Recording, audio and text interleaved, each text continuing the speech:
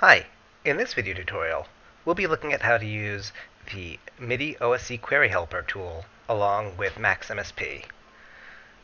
The MIDI OSCQuery helper tool looks like this, and it's basically used to take a MIDI set of addresses that are designed to be received by an application like Max, and it serves as a bridge, so this will receive OSC messages and convert them to MIDI to send to our test application. And the way that this works is we create a JSON file that describes all of the MIDI mappings, and we load it into this helper tool. And that's what we'll be demonstrating today. To begin, I'm going to go into Max, and I'm going to quickly just make some very basic MIDI assignments. So I'll click on this and adjust it, and this volume slider. If I turn up the volume, we can see that there's an audio signal. When we turn this on, we can hear our sine or cosine being played. We'll turn that off for the time being, or maybe we'll just make it very, very quiet. And in the background. And now we have basic MIDI control over the volume level and over the actual frequency.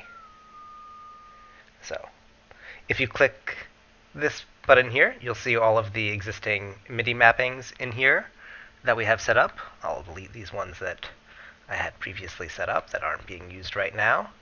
So we basically have these two control values coming in. Now I'm going to create a sample document. So I'm just going to duplicate this. We'll call this our Max example 2. Open up this JSON file. You can see it opens right into Max, but you can actually use whatever text editor you want. And now we'll just kind of go through this and modify it to our needs. So instead of calling this our test directory, maybe we'll call this our controls.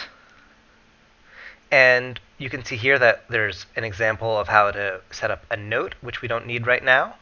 There's an example of how to set up aftertouch, which we don't need right now. What we do need are control values. Here's also examples of how to do pitch and program changes. Again, we don't need those right now. This is all we need. Did I get rid of the right parts? There we go. We just need to get rid of this. Awesome. So if you're not comfortable with modifying JSON by hand, you can also use JSON editing tools, and you can, of course, start by just copying and pasting these files around. So in this case, we are going to want to set the MIDI channel and the MIDI voice. One detail here is that our app starts from counting from 0, so there's an offset by 1 when you're talking about the MIDI channel. But otherwise, we just put in 48 here.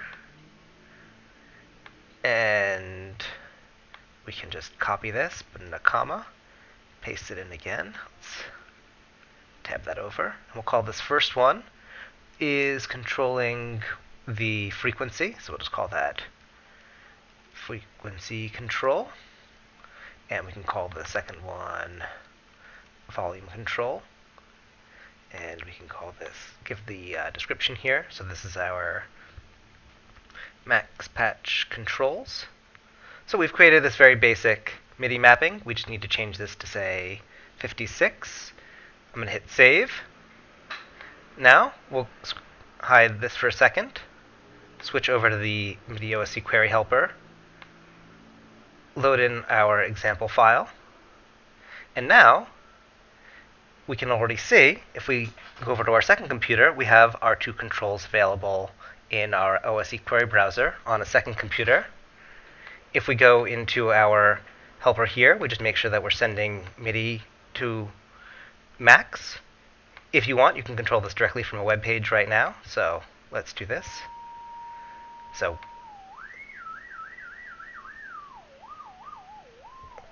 we can also control this web page on another computer. So over the network, we can adjust the volume and the frequency.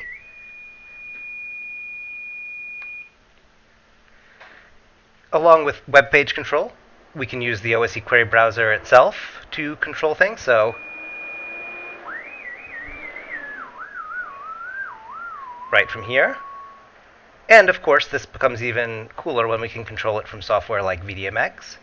So we can use from here the OSCQuery client plugin, and here we go, our max example. We can add each of these controls individually, and now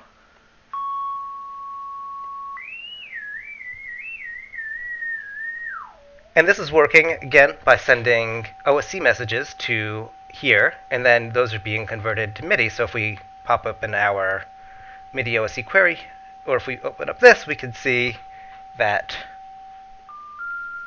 if we go under sources,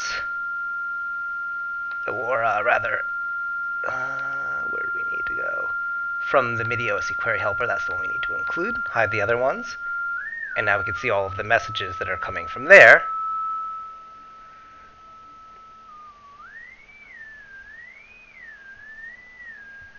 And of course, this becomes a lot more fun when you start to use some of the controls that are available in VDMX. So let's pop open a step sequencer, and I can control drag from there to the volume control.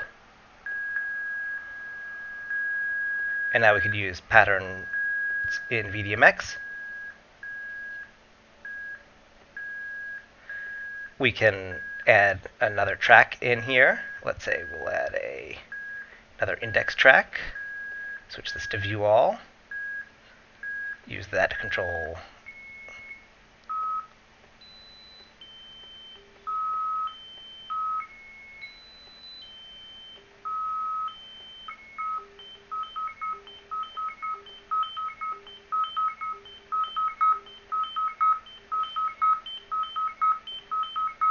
So you can have quite a lot of fun by using different controllers in VDMX, like the step sequencer.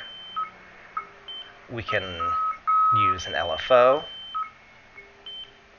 Let's try the sine wave on the volume control, maybe. We can, of course, limit the range on there so we don't get total silence, or we don't get it too loud.